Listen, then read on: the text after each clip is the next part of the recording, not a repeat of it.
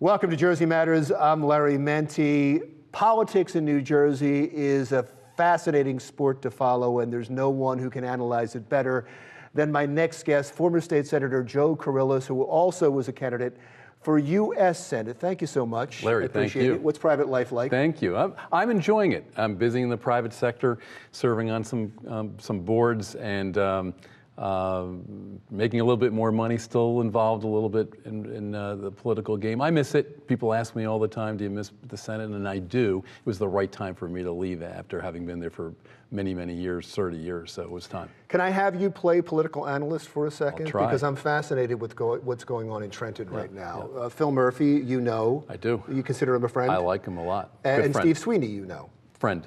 And those two don't seem to be getting along. Tough relationship. I haven't talked to either one of them in a few weeks, but you know, they were competitors. They were rivals. Steve wakes up every morning, I'm sure, and thinks he ought to be the governor. I wake up every morning and think I ought to be something else too, but that's not the way life sometimes works out. So they started out that way. There were some tough, sensitive issues surrounding Steve's reelection to the state Senate, but they got to put that stuff behind them and govern the state. They don't have to be best friends, but they have to become partners. Let me ask you specifically about a couple of things. Phil Murphy ran on legalized marijuana. Phil Murphy ran on a millionaire's tax. These are things that Steve Sweeny promoted in the past, even passed legislation on. Now he seems to be against them, or at least reluctant to put them up for a vote. Is that payback? Well, I don't know about the marijuana piece. It's a tough issue, and there are a lot of Democrats that don't like it. I don't like it, and I'll put that out there right now. On the millionaire's tax, if you ask Steve, I think he would say life changed a little bit after federal tax reform. After New Jersey and other high-income states lost the state and local income tax deduction, he thought it was a different situation. And I have to chuckle a little bit, Larry.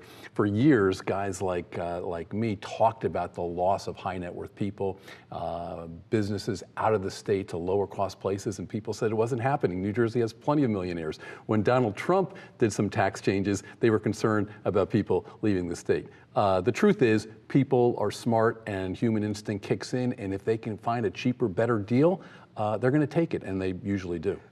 As you look at the problems in the state with the pension fund, with the school funding, and all the things that Phil Murphy says he wants to do, is the state in crisis? You know, the state long-term, if we don't fix our challenges, will face crises, right? We won't be able to pay our pensions to our people. We won't be able to balance our budgets.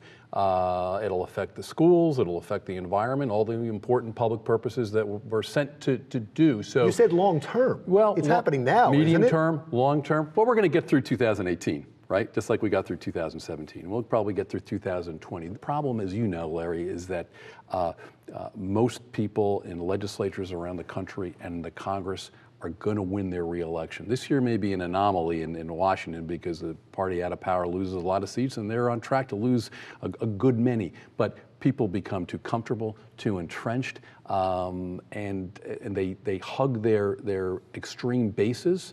The liberal Democrats, conservative Republicans who dominate in party primaries because the primaries are not competitive, the districts are not competitive is really what I should say, and we don't come to the center and get things done. And we will have multiple crises over time, in time, unless we fix these challenges. You got lumped in with a lot of nominations and placements by Chris Christie at the end of his administration. And it was painted as a partisan payback, even though you didn't endorse him for president. It was painted that way. Was that fair? I'm not sure it was really painted that way, but you know, our arrangement was months in the making, and Senator Sweeny was involved, and then candidate, and eventually governor designate, and governor-elect, and Governor Murphy part of it as well. So you're quite right. The governor made a lot of nominations at the end in concert with Senator Sweeny and the Democrats in the state Senate. They were very productive. Steve has perfected the institutional role of Senate President. He's now a really forceful counter to what is widely perceived as the most powerful governorship in the country.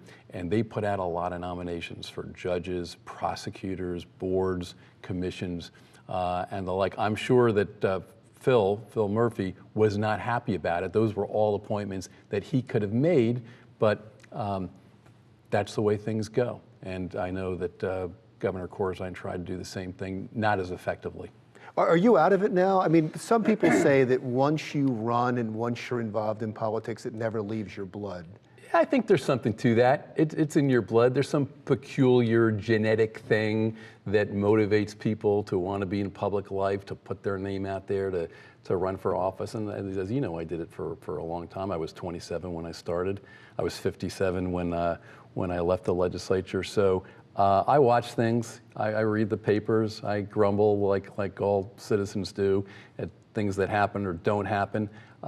So I miss it. It was the right thing for me to leave, but I do miss some of the action.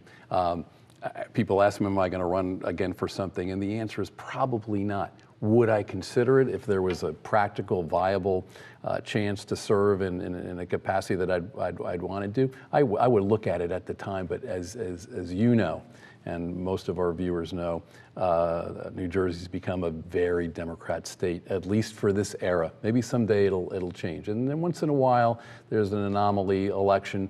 Some governors can win on the Republican side because we have our elections in the odd-numbered years. It's a different kind of voter turnout model. But in the main, it's a tough era. It's a tough Trump Republican era on top of a very institutionalized strong Democratic tilt. So, but things change. So, you know, if they change, and my age is such that it intersects at the right, precise moment in time, I'm going to make my announcement right here with you. Oh, if you'll let me do it. Yeah. Listen. You promised that. I will do it. Thank you very much, sir. Great I really appreciate you coming Enjoyed being with you again. Former Senator Joe Kyrillos. When we come back, we talked a little bit about Governor Murphy. He seems to have an unusual relationship with the media. We'll talk about that with a reporter who covers the State House when Jersey Matters continues.